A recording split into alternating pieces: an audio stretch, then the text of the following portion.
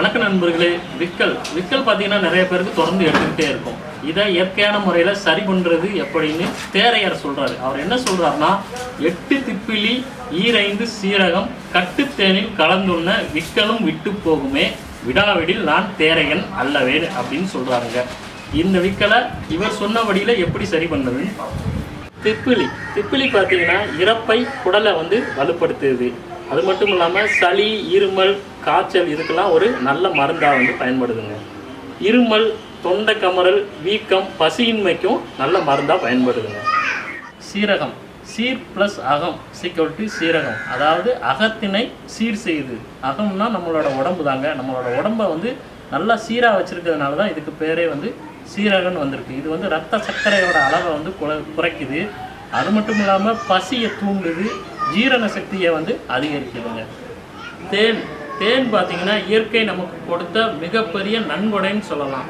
தேனை பொதுவாக நம்மளோட வயிற்றோட நண்பன் சொல்லுவாங்க. இதில் சுமார் 70க்கும் மேற்பட்ட சத்து அடங்கியிருக்கு. பொதுவாக சளி, இருமல், காய்ச்சல் எல்லாத்துக்குமே நம்ம தேனை யூஸ் பண்ணலாங்க.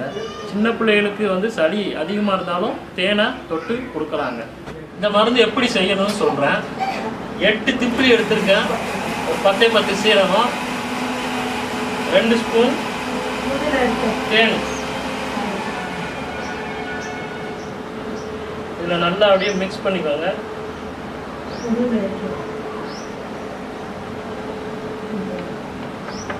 மிக்ஸ் ஆகிடுச்சு பாருங்க. இதை அப்படியே எடுத்து சாப்பிட வேண்டியதான்.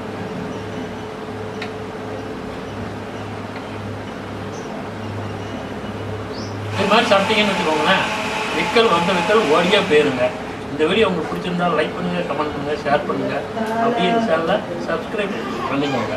மீண்டும் அடுத்த ஒரு வீடியோவில் உங்களை சந்திக்கிறேன். பாய்.